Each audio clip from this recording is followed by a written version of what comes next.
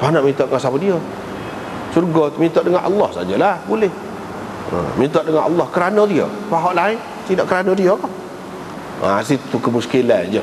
Dari segi isi dia tu tak kemah. Lepas tu dia bercanggah dengan hadis yang lain yang lebih kuat daripadanya. Misalnya, sesiapa yang meminta perlindungan, hak selepas ni, hadis selepas ni, dengan Allah, dengan nama Allah, minta kamu lindungi dia kerana Allah, dengan nama Allah, kamu bagilah perlindungan kepadanya. Dan sesiapa yang meminta billah, dengan nama Allah, kamu berikanlah. Ni pula boleh pula. Bercanggah dengan hadis tu. Dengan sebab itu tak boleh. Selain daripada itu, kalau kita perhatikan, sebelum daripada Sulaiman bin Mu'adh itu, Ya'qub bin Ishaq. Ya'qub bin Ishaq ini pun bukan semua ulama terima juga. Walaupun Ibnu Hibban mengatakan dia ni thiqat, dan Abu Hatim kata saduq, tapi Ibnu Sa'ad kata laisa huwa indahum bidzaka tsabt. Orang tak kemah ni mengikut ulama-ulama hadis, orang tak kemah. Ulama-ulama hadis hak ramai hak kata tak kemah tu, mereka kata dia ni menceritakan meriwayatkan hadis daripada orang-orang yang dia berjumpa semasa kecil. Masa tu dia bukan berada pada sinni tahammul lagi. Kalau nak kira tak boleh. Jadi ini mengelirukan. Dia jumpa dengan orang, dia rakyat orang ni kata meriwayatkan gini. Orang ni tu sebenarnya ketika dia jumpa tu dia tak faham gapo dah. Mesti dia melalui orang lain, bukan secara langsung daripada orang. Ni cerita dia ni. Cerita Ya'qub bin Ishaq yang meriwayatkan hadis daripada Sulaiman bin Mu'adh ataupun Sulaiman bin Qarb. Dan dengan sebab itu hadis ni tak kemah. Itulah sebab tak kemahnya. Satu dari segi sanad, yang kedua dari segi isi dia tu bercanggah dengan riwayat lain yang lebih kuat daripadanya. Dan tidak pernah sabah sini. Tidak minta, tidak boleh minta. Jadi nak minta dengan siapa? Memang syurga kau gapo minta dengan Allah. Lepas tu tak boleh kalau kita minta dengan Allah, dengan nama Allah, benda lain selain daripada syurga. Seseolahnya dah tentu dah minta tu dengan Allah. Nak minta dengan orang minta gapo syurga ni? Minta dengan Allah. Jadi tak boleh kerana Allah. Itu tak sesuai. Tak boleh pergi dari segi makna dia. Ini bab atiyati man sa'ala billahi azza wa jalla. Imam Abu Daud sengaja ni amari tadi tak boleh minta dengan nama Allah, ni boleh pula. Dia buat mari dua. Dia nak ceritanya untuk apa ni? Untuk perhatian kita, orang yang ngaji. Orang yang ngaji dia akan jumpa, mungkin ada ketika dia akan jumpa nampak bercanggah. Kena tengoklah. Kita nak sepatutnya tarjih hak mana. Jangan kira hadis tak serupa belakang. Tidak begitu. Itu maksud Imam Abu Daud ni. Dia bukan beriltizam seperti Imam Bukhari ni, nak mari hak kemah-kemah. Tak. Antara maksud dia nak cerita, kalau ada hak lagu ni, sanad dia ni, setara ni. Kalau kamu perhati banding dengan hadis lain, ia akan bercanggah. Orang yang mengaji tentu sekali tidak akan mentarjihkan hadis ini, malah sebaliknya mentarjihkan hadis hak kemudian. Itu maksud dia. Apabila kita reti kaedah, kita boleh tarjih. Tidak semestinya hak dia amari dalam kitab dia ni semuanya untuk buat hujah. Tak. Tidak untuk buat hujah.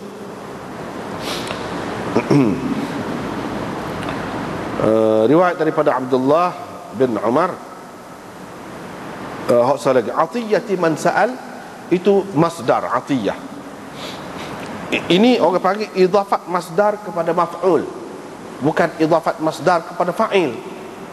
Atiyati man sa'ala, man itu bukan fa'il tapi maf'ul. Maksudnya memberikan kepada orang yang meminta. Orang tu yang diberikan, bukan pemberian orang. Orang tu jadi fa'il tak, dia yang jubui tidak, tapi dia yang diberi. Itu orang panggil idafat masdar kepada maf'ul. Sebab kadang-kadang boleh keliru. Boleh keliru. Di sini maksudnya gitu. Memberi kepada orang yang meminta dengan nama Allah pula, atau kerana Allah. Boleh ke tidak boleh? Jawabnya boleh, sebab Nabi SAW sendiri suruh.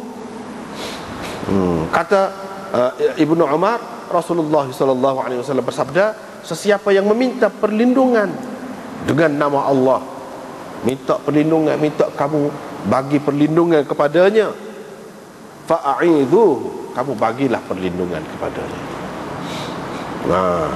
Terutama kalau dia tu memang betul, memang tidak salah, dia kena hambak kat orang, hambak kat orang, orang nak bunuh dia, orang nak pukul dia, dia mintalah kerana Allah, saya nak bersembunyi, susutlah saya mana-mana dalam rumah kamu misalnya, kerana Allah dia sebut gitu. Kalau kita tahu dia memang dia betul, mestilah jadi wajib lah. Kalau tidak gitu pun kita tak tahu, tapi dia sebut kerana Allah, kamu bagilah perlindungan kepadanya.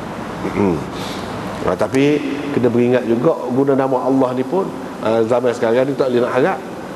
Tak dengar kerana Allah, minta lah nak masuk bilik air dah, tahu-tahunya kebah barang dalam rumah. Macam-macam berlaku, kita biasa dengar lah lagu tu. Kalau sudah jadi lumrah dan umum, jadi keadaan tidak molek, lain ceritanya. Ni dalam keadaan yang molek, mana orang amanah, orang beragama, kalau dia kata lagu ni, kamu kena bagi perlindungan kepadanya. Dan orang yang minta dengan nama Allah, minta kamu apa lah dengan kita, kamu kena berilah kepadanya. Tadi tak boleh nak minta muka lain selain daripada syurga. Ni boleh pun. Dan orang yang menjemput kamu, mengundang kamu, panggil kamu, ajak kamu, kamu kena terimalah panggilan dia tu, ataupun undangan dia tu. Jangan sombong, jangan tak pergi, kecuali ada sebab lah. Kecuali ada sebab. Dan ini tidaklah sebagai wajib, tidak sebagai wajib. Dan siapa-siapa yang buat baik kepada kamu, kamu balaslah kebaikan dia. Kalau tak ada benda nak balas, tak ada, kamu doa untuk dia, itu pun satu bentuk balas juga. Siapa kamu berasa kamu telah balas dah kebaikan dia, doa untuk dia.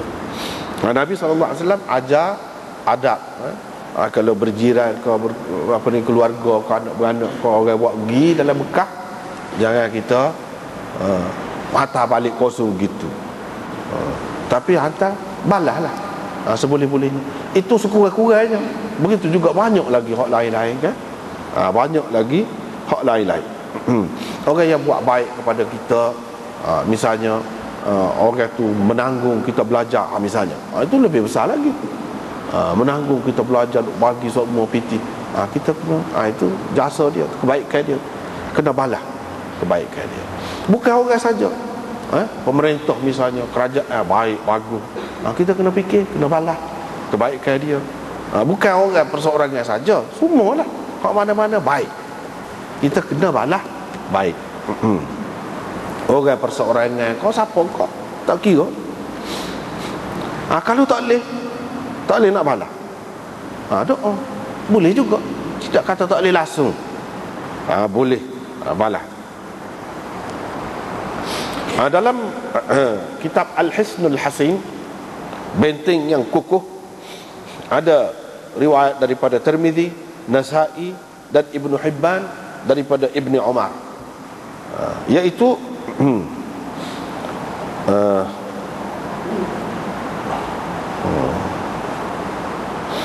dia meriwayatkan, kalau seseorang buat kebaikan kepada seseorang tu, dia pun kata, jazakallahu khairan faqad ablagha fi thana.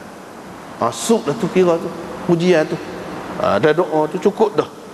Tu lepas dari dia tu, daripada tanggungjawab dia berterima kasih tu, setara tu paling baik.